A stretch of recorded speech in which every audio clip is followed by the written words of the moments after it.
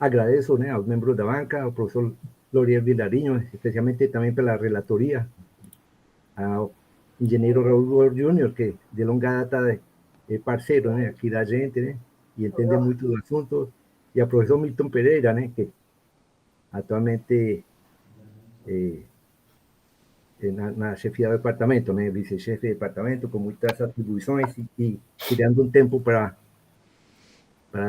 esta defesa, né. Então, agradeço a todos e dou a palavra, então, a Ana Luisa para que apresente seu trabalho, né, tá?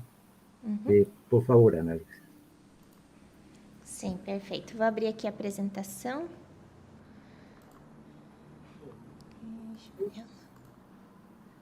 Não achei.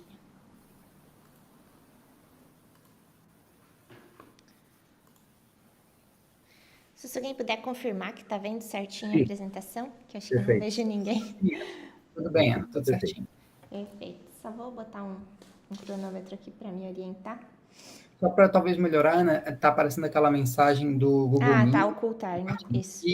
E agora ficou perfeito. Beleza. Então, bom dia a todos, né? Agradeço a presença da banca, ao professor Loriel, da Universidade Federal de Uberlândia, ao professor Milton, da Universidade Federal de Santa Catarina, ao Raul, da empresa IMC Soldagem, também os meus orientadores, né? Professor Carlos Ninho e professor Tiago Vieira da Cunha. Vou apresentar, então, o meu trabalho de doutorado, intitulado Aquecimento por Indução Eletromagnética dos Arames Eletrodos nos processos GMAW e SAW. Esses que são processos de eletrodos consumíveis, têm como essa característica, e por isso a velocidade de alimentação de arame, bem como a corrente de soldagem, estão intrinsecamente relacionadas. Então, diversas técnicas vêm sendo desenvolvidas com o intuito de promover um aquecimento adicional do arame eletrodo, né? E com isso, então, reduzir os índices de diluição, diminuir, ter esse controle, né, tentar romper essa relação intrínseca entre a velocidade de alimentação de arame e a corrente de soldagem, né, buscando aí um controle do processo, diminuir o porte de material, aumentar a taxa de deposição. Contudo, as técnicas presentes na literatura, elas apresentam algumas dificuldades, algumas limitações, como o aquecimento excessivo do bico de contato, problemas, às vezes, de alimentação de arame, né, devido a uma pré-fusão do arame ou devido à elevada temperatura que ele atinge. Então, ele vem, às vezes, a entupir o bico de contato, além de também equipamentos, por vezes, assim, com alto custo, né, alto custo de aquisição e operação.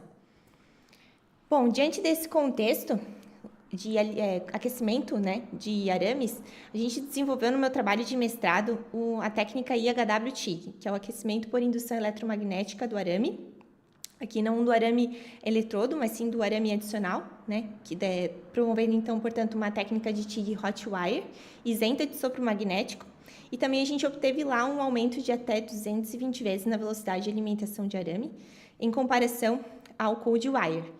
E com isso, a gente vislumbrou potencial na aplicação dessa técnica IHW no pré-aquecimento dos arames eletrodos dos processos MIG-MAG e arco submerso. Inclusive, essa técnica ela pode ser empregada tanto antes quanto depois do bico de contato. A aplicação antes do bico de contato, posterior ao bico de contato, né, ela ainda é inexplorada na literatura para o processo arco submerso. Bom, então, como objetivo geral, a gente tem o estudo e desenvolvimento do aquecimento por indução eletromagnética dos arames eletrodos nos processos arco submerso e GMAW após o bico de contato, ou seja, ao longo do comprimento do stick-out, promovendo assim o aquecimento em conjunto ao próprio aquecimento do efeito Joule resultante da passagem da corrente de soldagem. Como objetivos específicos, então, desenvolver um dispositivo desentortador de arames, baseado no princípio da indução eletromagnética, conceber tochas funcionais para ambas as técnicas, né, para aplicação da técnica em ambos os processos, arco submerso e GMAW, analisar as características operacionais, principalmente com relação à redução da corrente média de soldagem, a fim de avaliar esse aquecimento promovido, avaliar também as alterações morfológicas nos cordões de solda resultantes, avaliar diferentes configurações de bobina de indução, especificamente no processo arco submerso.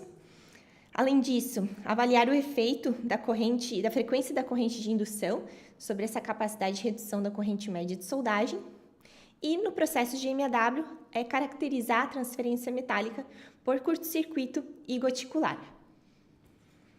Bom, com relação ao referencial teórico e especificamente para o aquecimento por indução eletromagnética, vou destacar alguns pontos. O principal deles é o efeito skin, característico do aquecimento por indução. Isso porque a gente tem um aquecimento mais pronunciado na superfície da peça em aquecimento, devido à magnitude das correntes induzidas ela ser máxima na superfície e ela decresce continuamente com relação ao interior da peça. Então, aqui a gente tem uma definição bem importante na literatura, que é a definição de profundidade de referência. Essa profundidade aqui é como se a gente dissesse que o aquecimento ocorre principalmente, né, nessa distância de referência, ou profundidade de penetração também a gente chama. E essa profundidade de penetração, ela depende da frequência da corrente de indução, da resistividade elétrica e da permeabilidade magnética relativa da peça de trabalho. Com relação à frequência, é uma relação inversamente proporcional, uma vez que com o aumento da frequência, a gente tem a diminuição da profundidade de penetração. Então, empregando frequências mais elevadas, a gente vai ter uma casca, né, esse skin, né, vai ter uma casca bem menor em aquecimento, né, uma área também menor. Com relação aos fenômenos que ocorrem no ciclo de aquecimento, o que acontece? Com o aumento da temperatura, a gente também tem um aumento da resistividade elétrica. E quando a temperatura ela ultrapassa a temperatura Curie, que é a temperatura na qual os materiais deixam de ser ferromagnéticos, a permeabilidade magnética passa a ter um valor unitário. E com isso, a gente pode ter, por exemplo, nos ácidos, um aumento de até 20 vezes na profundidade de aquecimento, que é um aumento muito expressivo, o que faz que antes da temperatura Curie a gente tenha uma profundidade pequena, né, de penetração, e depois da temperatura Curie uma profundidade elevada. Então, duas profundidades diferentes. Por isso, se empregam duas frequências, de modo a compensar esse aumento da profundidade de penetração. Mas por que compensar essa profundidade de penetração? Porque profundidades elevadas, né, em relação ao diâmetro da peça em aquecimento, no caso, por exemplo, de um cilindro, que é o exemplo do arame, a gente pode vir a ter cancelamento das correntes induzidas. Então, vamos imaginar que a gente tem um certo diâmetro. Se essa profundidade excede metade do raio, ou seja, 1/4 do diâmetro, passa a ter cancelamento das correntes induzidas e uma menor eficiência de aquecimento. Então, há uma relação de diâmetro dividido pela profundidade de penetração muito importante. Ela deve ser maior que 4 para evitar esse cancelamento das correntes induzidas. Então, normalmente se empregam duas frequências de modo a compensar e manter essa relação fixa. Com relação às técnicas de pré-aquecimento, né, aquecimento do arame eletrodo que a gente tem na literatura, né, a gente pode subdividir ela em duas configurações. O pré-aquecimento desse arame, então, um aquecimento anterior ao bico de contato, e um aquecimento conjunto, ou seja, o aquecimento promovido ao longo do stick out juntamente com a corrente de soldagem, o aquecimento que a corrente de soldagem promove. Bom, grande parte dos trabalhos deles promovem um pré-aquecimento, né? No primeiro trabalho disponível na literatura acerca desse tipo de técnica foi desenvolvido por Stoll em 1989 para o processo Mig-Mag, e ele emprega um bico de contato adicional, né, anterior ao bico de contato principal, e com isso, entre esses dois bicos de contato, então ele promove um pré-aquecimento do arame.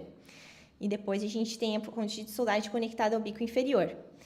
Com isso, o autor obteve uma redução da diluição de 30% para 4,5%. Já um desenvolvimento posterior, já de 2006, de outros autores, eles têm uma configuração muito parecida com o Stoll, mas a grande diferença está na conexão da fonte de soldagem. Ela não ocorre no bico de contato inferior, e sim no bico de contato superior. Ou seja, esse aquecimento adicional, ele é ao longo do stick-out. Então, uma parcela do stick-out está tanto sendo aquecida pela corrente de soldagem quanto pela fonte adicional. Com isso, os autores eles conseguiram uma diminuição da corrente média de soldagem de cerca de 15% e uma redução da diluição de 22% para 14%. Outra técnica também empregada no Mig-Mag é a adição de um arco TIG para promover esse pré-aquecimento. Um arco TIG com corrente aí de 40 a 80 amperes, os autores empregaram, e eles observaram principalmente mudanças na transferência metálica, né, ao introduzir o pré-aquecimento. A corrente de soldagem também sofreu uma redução expressiva de 32%. Bom, ainda mais uma técnica desenvolvida para o MIG-MAG é o emprego de uma fonte laser.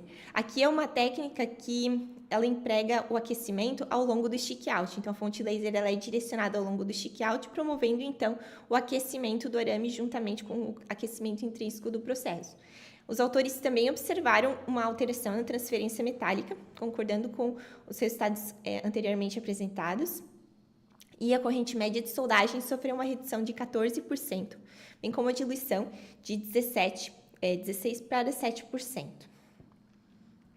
Com relação ao arco submerso, a gente só tem uma técnica desenvolvida na literatura, que é esse aquecimento por efeito Joule, né, de uma corrente adicional, e muito parecido, um esquemático muito parecido com o desenvolvido por Stoll para o processo MIG-MAG.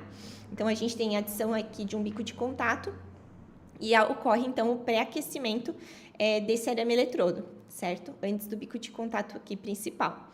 Com isso, eles obtiveram uma redução da diluição de 59% para 37%. Grande parte dos trabalhos se concentram em redução de diluição, né, com o emprego dessas técnicas. E devido ao emprego do pré-aquecimento do arame, o que acontece no processo arco submerso, os autores relatam, é o aquecimento excessivo do bico de contato. E com isso, a gente tem desenvolvimentos, né, de bicos de contato refrigerados. Então, esse é o caso desses autores, eles desenvolveram um bico de contato que passa água ali dentro para refrigerar esse arame. E eles aplicaram a técnica, então, com esse bico de contato. E eles observaram também a redução da corrente média, uma redução expressiva de 600 para 400 amperes, pegando uma corrente adicional de 240 amperes. Vou tomar uma aguinha. Bom, agora eu vou tratar do trabalho em si, né? Vou começar pelos desenvolvimentos de tocha de soldagem, que possibilitaram, então, a aplicação da técnica, e depois eu vou seguir com os resultados de discussões dos ensaios realizados. Bom, com relação ao desenvolvimento, a gente iniciou pelo processo arco submerso. Então, nosso objetivo era o aquecimento após o bico de contato. Então, a gente levantou os requisitos, né, desse projeto. Então, a gente precisava empregar uma bobina de indução após o bico de contato. E, com isso, num primeiro momento, a gente optou, observando também as tochas comerciais, né, a gente optou por uma alimentação lateral de fluxo, devido à presença da bobina. Então, a primeira versão de tocha, ela contou com uma configuração em que permitia a fixação da bobina de indução. Então, a gente tem ali um bocal cerâmico, né, que protege essa bobina e também ajuda a direcionar o arame, e a disposição lateral da alimentação de fluxo. Num primeiro momento, essa tocha funcionou. A gente fez alguns ensaios preliminares, contudo, alguns ensaios apresentaram instabilidades. A gente constatou que isso devia à alimentação lateral de fluxo. Devido à passagem do arame, o arco ficava exposto e causava instabilidades. Portanto, a gente desenvolveu uma segunda versão, que contava, então, com uma alimentação concêntrica de fluxo de soldagem. A gente desenvolveu essa outra versão de tocha, também com a bobina após o bico de contato, e essa alimentação vindo de todos os lados, né?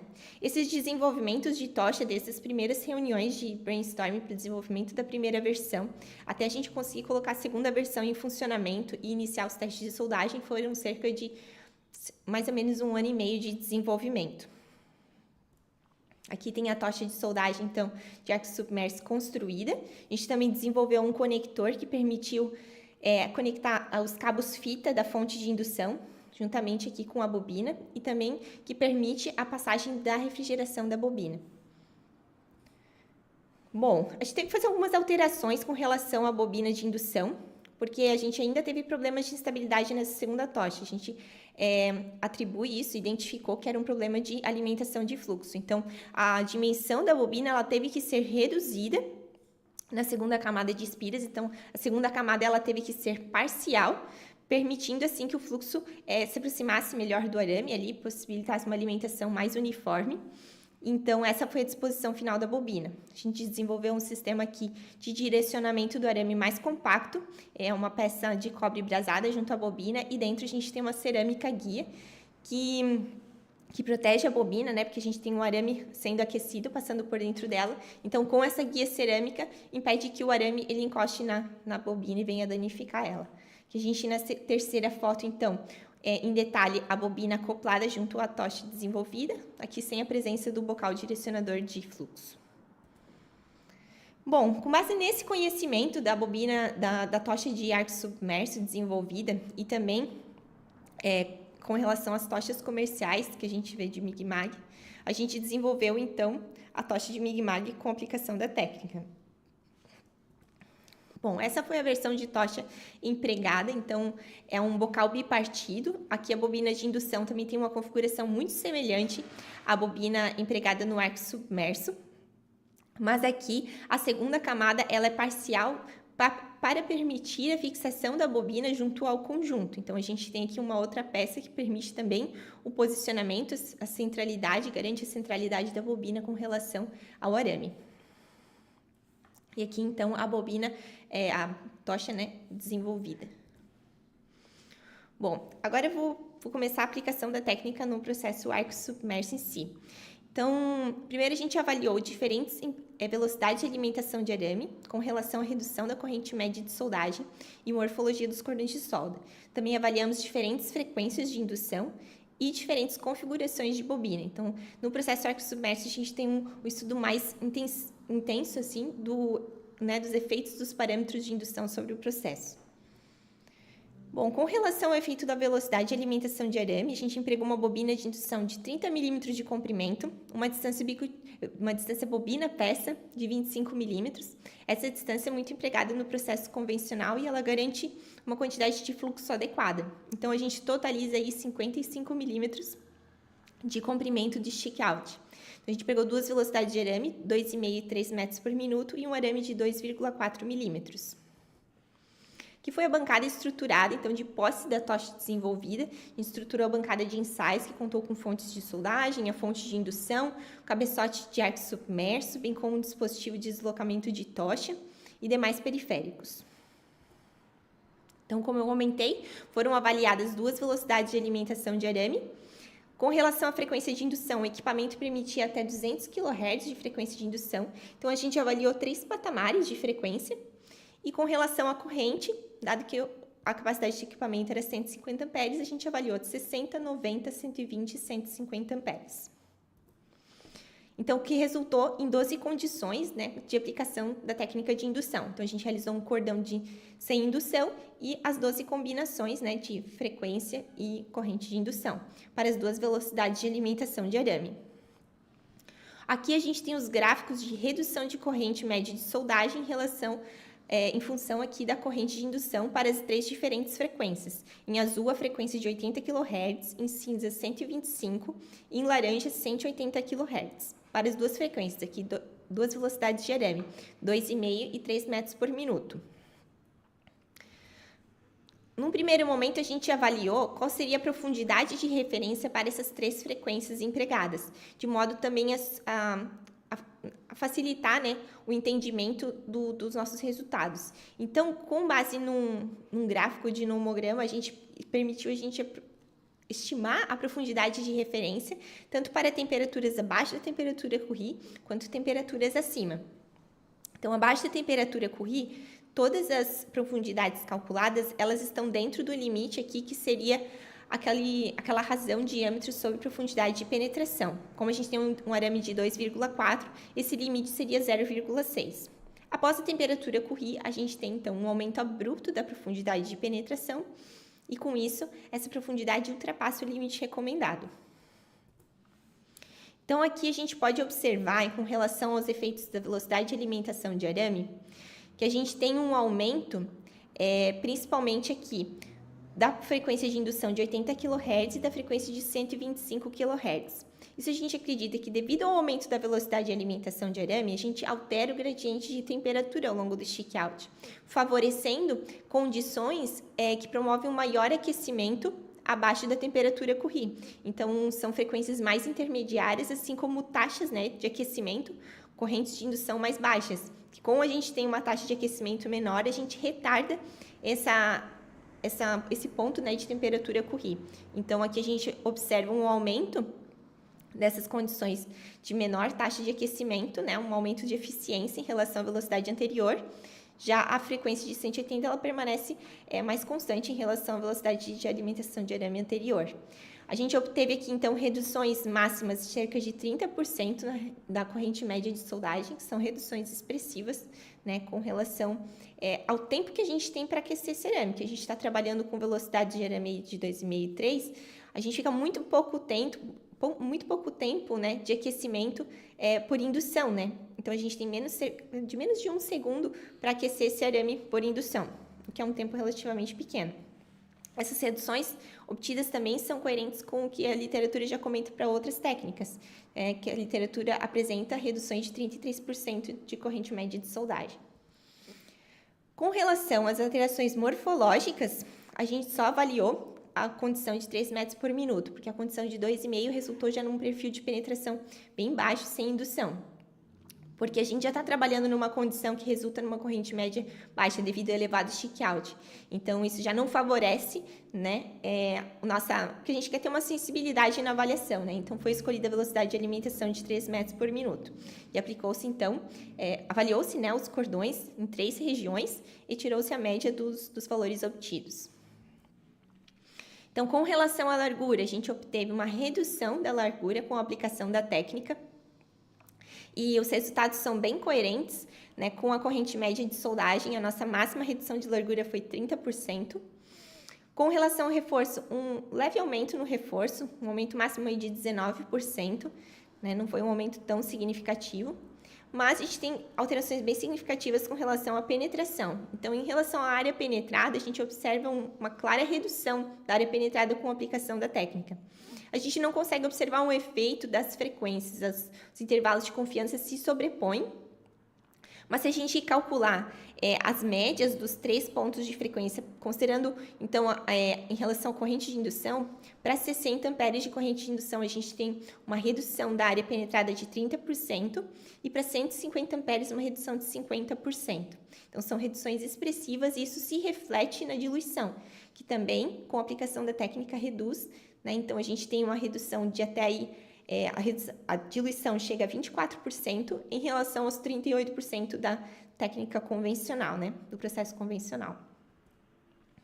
Agora, com relação aos efeitos da frequência, como a gente desconhece o gradiente de temperatura do stick-out, é difícil avaliar se uma maior parcela do arame está antes da temperatura Curie ou depois. Uma vez que depois da temperatura Curie a gente vai ter um aquecimento menos pronunciado e também frequências de indução mais elevadas vão se beneficiar porque elas se aproximam mais ao limite considerado ali. Então, elas vão promover um aquecimento um pouco maior acima da temperatura Curie do que frequências mais baixas. E esse aquecimento conjunto também dificulta a parametrização. Então, como a gente não consegue aumentar a frequência de indução para avaliar o efeito, né, de diferentes frequências, a gente então empregou frequências mais baixas com o intuito de caracterizar esse comportamento. Então, foram empregadas frequências de 20 e 40 kHz, adicionalmente aos ensaios anteriores, para velocidade de alimentação de arame de 3 metros por minuto. E a gente observa, então, este comportamento, né? A gente empregou corrente de indução máxima de 150 amperes, e a gente observa esse comportamento na redução da corrente média de soldagem. E ele vai de encontro ao que é apresentado na literatura.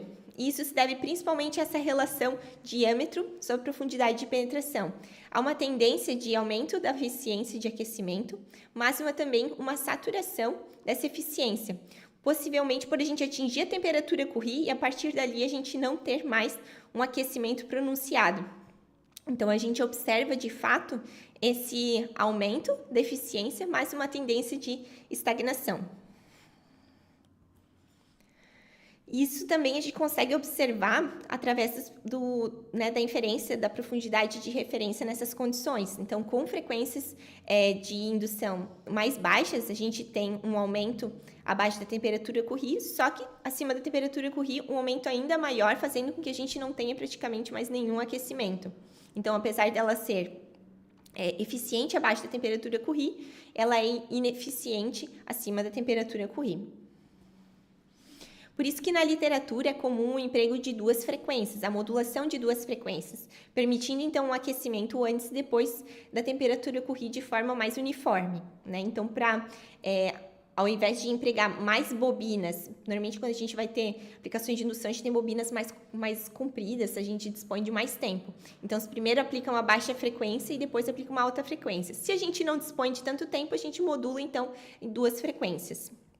Com o intuito de simular esse emprego de 2 frequências, a gente dispôs 2 bobinas em sequência, de modo a gente obter uma bobina semelhante de mesmo comprimento que a bobina original. A gente não conseguiu manter o número de espiras devido a essa disposição das 2 bobinas, né, serem ali muito próximas, mas a gente não conseguiu garantir o mesmo espaçamento que a bobina anterior. Mas a gente aplicou, então, uma frequência de indução mais baixa na primeira bobina, entendendo que aqui a gente vai ter uma temperatura abaixo da temperatura Curie, e depois uma frequência mais elevada, a mais elevada que a gente pôde obter, permitindo, assim, operar acima da temperatura Curie de forma um pouco mais eficiente. E a gente realizou isso com duas correntes de indução, 90 e 150 amperes. Então, a gente fez, colocando esses resultados de redução da corrente média junto aos demais, né, para velocidade de alimentação de arame de 3 metros por minuto, a gente observa uma baixíssima eficiência, né, de aquecimento ao emprego de 2 bobinas, com essas frequências combinadas. E por que isso ocorre? A gente acredita que isso se deve a um efeito de borda da bobina, né? Um efeito eles chamam de end effect na literatura, que é devido a essa baixa, a gente vai ter uma baixa densidade de potência na extremidade da bobina. Então, agora, com a introdução de 2 bobinas, a gente não tem mais 2 extremidades, sim 4 extremidades. Isso reduz muito a eficiência de aquecimento. Então, por isso que a gente acredita que a gente obteve resultados tão baixos, né, com relação aos resultados anteriores. Então, de fato, a aplicação se beneficiaria mais de uma modulação da frequência de indução, dado que a gente tem um pequeno comprimento e dispõe de um pouco tempo para o aquecimento. Então, algumas considerações em relação a esse capítulo. Então, como eu comentei, a gente dispõe de pouco tempo para o aquecimento combinado, né, e isso dificulta, então, o aquecimento. Ainda assim, a gente obteve redução de penetração de corrente média de soldagem de até 30%, que é expressiva e indica o potencial da técnica desenvolvida. Então, a aplicação se beneficiaria de emprego de 2 frequências de indução, também uma maior potência, né, se fosse possível. Esse trabalho permitiu, então, o início de desenvolvimentos tecnológicos acerca dos processos híbridos, né, de aquecimento por indução e arco submerso. Além disso, a gente observa nos aspectos morfológicos dos depósitos que há potencial na aplicação da técnica para o revestimento, assim como manufatura aditiva por deposição a arco, que são aplicações que demandam um baixo aporte de energia à peça, né? Então, são beneficiadas com menores índices de diluição, como os obtidos, né? Então, a gente obteve 24% frente aos 38% do processo convencional.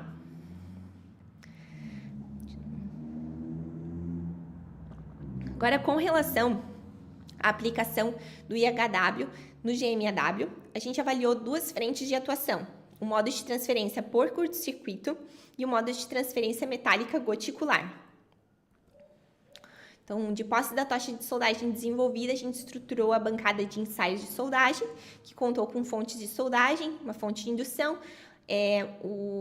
um dispositivo de deslocamento de tocha, né, sistema de aquisição de dados e demais periféricos. Então, no modo de transferência por curto-circuito, assim como no modo de transferência goticular, a gente pegou uma bobina de indução de 25 mm de comprimento. Então, para o modo de transferência por curto-circuito, a velocidade de alimentação de arame foi 3 metros por minuto. Essa velocidade ela foi escolhida para ser igual à velocidade de arco submerso, de modo também permitindo a gente comparar a aplicação de técnicas nos 2 processos. Contudo, aqui a gente aplicou, então, um arame de 1,2 milímetros, né, de diâmetro. A distância bobina-peça foi de 15 milímetros, então totalizando aí um comprimento de stick-out de 40 milímetros. E a mistura utilizada para o gás de proteção foi argônio com 25% de CO2. Com relação aos parâmetros de indução, foram as mesmas correntes de indução empregadas para o processo arco submerso. Já a frequência, a gente fixou ela na maior frequência possível, 186 kHz. Que foi a frequência de ressonância do sistema. A gente buscou uma frequência mais elevada porque a gente está trabalhando com arame de menor diâmetro. Então, a profundidade de penetração em relação a esse menor diâmetro também, essa relação, ela fica mais próxima ao cancelamento. Então, ela se beneficia de frequências mais elevadas. A gente também observou que no processo arco submerso, melhores resultados foram obtidos com frequências mais elevadas. Bom, então a gente realizou 2 conjuntos de ensaio com modo de transferência por curto-circuito. Num primeiro conjunto de ensaios, a gente fixou a tensão de arco e num segundo momento, a gente fez o ajuste da tensão de arco de modo a obter frequências de destacamento semelhantes ao processo convencional. Então, aqui a gente tem um cordão de referência sem indução, né, de um aspecto superficial bem uniforme, e aqui a gente pode ver os oscilogramas, observar a transferência metálica. A gente obteve uma corrente média de soldagem de aproximadamente 100 amperes. Com a aplicação da técnica, então, e tensão de arco fixas, a gente observou a redução da corrente média de soldagem de até 38%, uma redução bem significativa. Para 60 amperes também foi uma redução bem grande, de 21%. E com isso, se a gente comparar esses resultados, né, com frequência de indução de 180 kHz, nas mesmas condições que o arco submerso, ou seja, com a mesma frequência de indução e velocidade de alimentação de arame, a gente observa uma maior eficiência da aplicação da técnica, né, do aquecimento para o processo MIG-MAG. Então, a gente tem percentuais de redução de corrente média. Claro que a gente não vai ter mesmas condições, né? Mas a gente, por exemplo, tem mesma densidades de corrente muito próximas para as duas condições. Então, o MIG-MAG se apresentou mais eficiente. A gente acredita que isso se deve à própria profundidade de penetração. Se a gente tem profundidades de penetração semelhantes para ambos os processos, né, ao aplicar a técnica, para o processo MIG-MAG, como a gente tem um arame de menor diâmetro, essa profundidade, que é uma profundidade linear, ela vai representar uma área mais significativa no MIG-MAG, no arame de MIG-MAG, né, do que no arco submerso. Então, a gente acredita que se deve a isso, a essa maior eficiência de aquecimento no IHW e GMAW. Bom, aqui tem os aspectos superficiais dos cordões com aplicação da técnica, bem como os oscilogramas de tensão e corrente de soldagem. Aqui a gente já observa algumas alterações, como um cordão de solda não tão regular, né? Há uma irregularidade da transferência. Devido a essa redução da corrente média de soldagem, a gente tem gotas de maior volume sendo formadas, a gente ainda tem um curto-circuito, mas as gotas são de maior volume e elas não têm um volume constante. Aqui para 120 e 150 amperes também. Então, há uma irregularidade da transferência metálica. Bom, com relação, a gente então pegou esses dados de aquisição e realizou a medição do período médio de transferência, bem como da frequência de destacamento. Então, no processo convencional, a gente tem uma frequência de destacamento de 44 Hz e um período médio de transferência ali bem baixo, né? Com a introdução da técnica, então, a gente tem um período de média de transferência, ele aumenta e também há uma maior dispersão, né, dos valores. Isso se deve, então, à irregularidade da transferência metálica. Então, a gente tem uma frequência de destacamento bem mais baixa, cerca de 4 Hz. Mas isso a gente conseguiu resolver esses problemas de instabilidade na transferência com o ajuste da tensão de arco.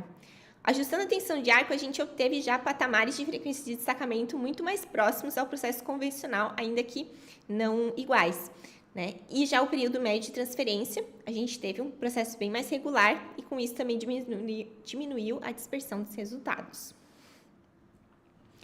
Bom, aqui a gente tem o aspecto superficial de todos os cordões realizados. Então, aqui em cima a gente tem sem indução eletromagnética. Na primeira coluna, com a aplicação da técnica com tensão fixa, então aspectos bem irregulares de cordão, e com tensão ajustada. A gente já consegue ver uma uniformidade, né, superficial aqui dos cordões. Então, aqui a gente tem os oscilogramas de tensão e corrente de soldagem com ajuste de tensão. Então, a gente pode ver já o processo, né, a transferência metálica se torna muito mais regular para 60, 90, 120, 150 amperes de corrente de indução. Bom, com relação, a gente pegou os cordões então e retirou 2 amostras de cada cordão. Então, aqui a gente tem os cordões sem indução, uma penetração finger shape característica aqui dos processos. Na primeira coluna aqui, a gente tem as macrografias dos conjuntos com tensão fixa. Então, a gente observa que as duas amostras, elas são, por vezes, bem diferentes entre si. Isso é reflexo também da instabilidade da transferência e do aspecto superficial, né, do próprio cordão. Também observamos aqui porosidades. Isso também se deve a essa instabilidade na transferência, gotas de maior volume, a sobreposição dessas gotas por vezes aprisiona vazios. Já no segundo conjunto aqui, com tensão ajustada, devido à maior regularidade, a gente também tem duas amostras muito semelhantes entre si. E a gente também aqui observa já alterações no perfil, né, de penetração, principalmente alterações morfológicas, né, no geral, com a aplicação da técnica. Então, aqui uma redução bem expressiva da penetração, uma maior convexidade também do cordão. E pegando essas medidas, né, e fazendo a média das duas amostras, a gente obtém, então, esses dados. A gente só fez essa avaliação no segundo conjunto, que foi o conjunto de maior, depois o ajuste da tensão de arco, né, que foram mais estáveis. Então, a gente obteve uma redução da largura de até 45%. A penetração ela reduziu até 75%. A área penetrada atingiu reduções de menos de 90% de redução. O reforço aumentou um pouco e a diluição, então, a gente já tinha um cordão de referência devido ao maior stick out empregado, né? Ele já é um valor baixo de diluição, mas ele reduziu ainda mais para cerca de 4,2%. Com relação ao modo de transferência goticular, a gente empregou, então, a mesma bobina de indução. Velocidade de alimentação de arame, ela já foi superior, né, para a gente poder atingir o modo de transferência goticular. Contudo, a gente selecionou uma velocidade de alimentação de arame a mínima possível. Ela está muito próxima à transição globular-goticular. Isso porque o aquecimento por indução ele se beneficia de menores velocidades de alimentação de arame, uma vez que com menores de velocidade de alimentação a gente tem um maior tempo disponível para o aquecimento. Então, a gente pregou o mesmo arame, né? A distância bobina-peça, ela foi aumentada um pouco, com o intuito da gente proteger um pouco a bobina. A gente vai ter um comprimento maior de arco aqui nessa situação. Então, de modo a proteger a bobina, foi colocada ela um pouco distante, então aumentada essa distância bobina-peça. Foi utilizada uma mistura de argônio com 8% de CO2 e os mesmos parâmetros de frequência de indução.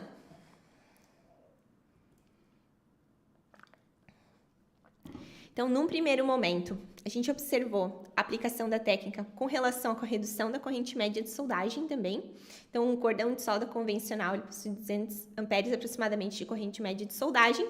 E com a aplicação da técnica, a gente obteve uma redução de até aproximadamente 12%. Então, ela foi uma redução bem menos expressiva do que no modo de transferência por curto-circuito. E isso a gente acredita que se deve à própria velocidade de alimentação de arame, né? Que ela é mais que o dobro que é empregado no processo, no modo de transferência por curto-circuito. Então, a gente teve uma redução da corrente média de soldagem menos significativa. Contudo, apesar de ser menos significativa, a gente já tem uma alteração na transferência metálica, né? Também como observado na literatura. A gente consegue observar, então, apesar da redução ser pequena na corrente média, a gente já observa picos aqui de transferência, né, das gotas, então gotas de maior volume. Aqui a gente tem sem indução na esquerda e na direita com corrente de indução de 150 amperes. E a gente tentou calcular qual que seria mais ou menos o volume dessas gotas através da aquisição, né, desses tempos entre destacamentos.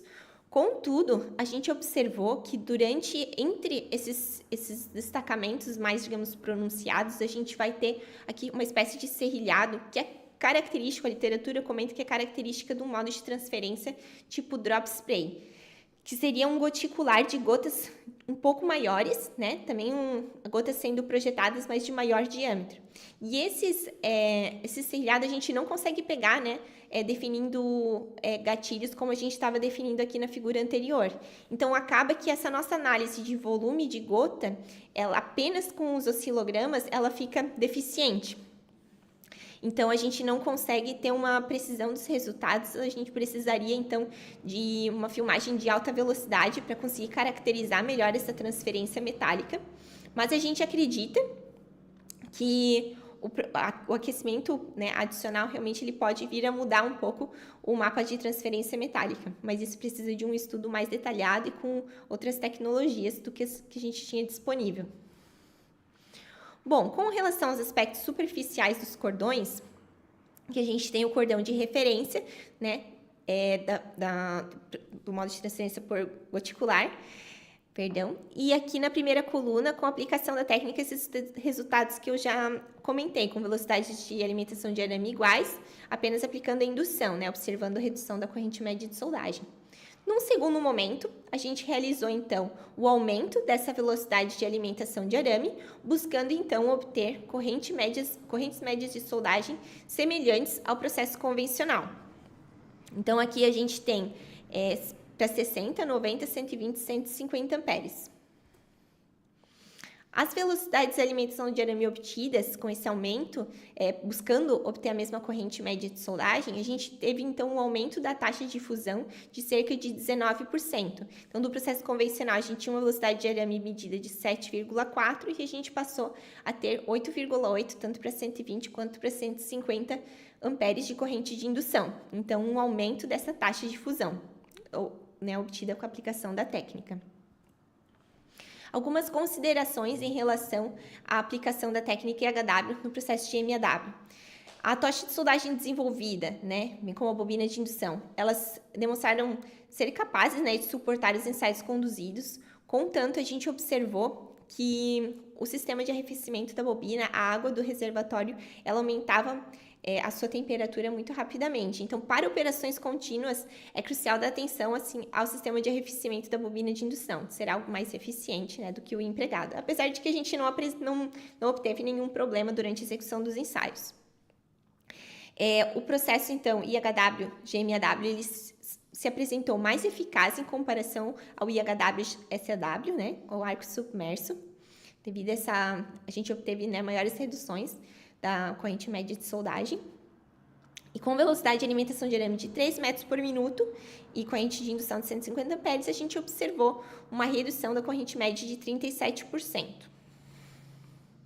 Com relação aos índices de diluição, a gente obteve, então, índices bem baixos, cerca de 2% e 4% com a aplicação da técnica. A gente também obteve reduções aí de 75% da penetração e possibilitou também aumentos de até 19% na taxa de fusão, né, nas condições avaliadas em relação ao processo convencional.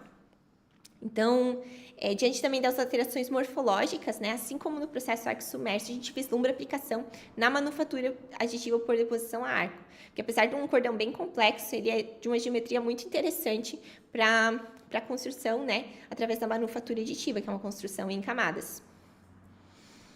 Bom, então as conclusões do trabalho. Foram desenvolvidas tochas de soldagem para ambos os processos, né, projetado protótipos, buscando então empregar essa técnica de aquecimento por indução após o bico de contato, juntamente aí com o aquecimento do efeito Joule resultante da própria passagem da corrente de soldagem. E os resultados alcançados, eles possibilitaram então vislumbrar o potencial e a viabilidade da técnica desenvolvida, então uma abordagem inovadora, né, com relação aos dois processos.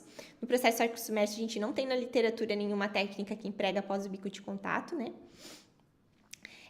Com relação a ambos os processos, então os protótipos de tocha atenderam plenamente à execução dos ensaios de soldagem. As reduções de corrente média máximas, né, obtidas foram de 30% e 37%, respectivamente, para o processo arco submerso e GMAW. A corrente de indução, ela produz um efeito mais pronunciado que a frequência de indução, né? A gente observa isso nos resultados, o que aponta uma maior eficiência de aquecimento ao empregar frequências mais elevadas para as condições analisadas, considerando aí diâmetro de arame e tudo mais. Acredita-se que o arame eletrodo se apresenta numa temperatura inferior à temperatura Curie, devido aos resultados do interior da bobina. E a gente encontra limitação, né, nessa velocidade de alimentação empregada, uma vez que ela afeta diretamente o tempo disponível de aquecimento. Com relação aos aspectos morfológicos, né, a gente teve reduções na penetração do processo arco submerso de até 60%, e a diluição atingiu valores de 24% frente aos 38% do processo convencional. Já com relação ao IHW e GMAW, no modo de transferência por curto-circuito, a gente teve uma alteração da frequência de curto-circuito, né, formando gotas de maior diâmetro, devido a essa redução da corrente média, mas ela pode ser corrigida, essa transferência metálica pode ser corrigida com ajuste de tensão de arco, obtendo assim cordões de solda uniformes. Com relação aos aspectos morfológicos, a gente obteve reduções, então, de penetração de até 75%. A diluição, ela reduziu de 19% para 2%, de até 2%, né? Com relação ao modo de transferência metálica goticular, foi capaz de reduzir em 12% a corrente média de soldagem e aumentar a velocidade de arame em 19%, né? De modo a obter a mesma corrente média do processo convencional. Essas foram as referências bibliográficas empregadas na apresentação. Eu gostaria de agradecer, então, à UFSC, ao POSMEC, a CAPES pela bolsa de pós-graduação, ao CNPq e a IMC Soldagem, que também é nossa parceira e ajudou muito aí durante a execução do trabalho.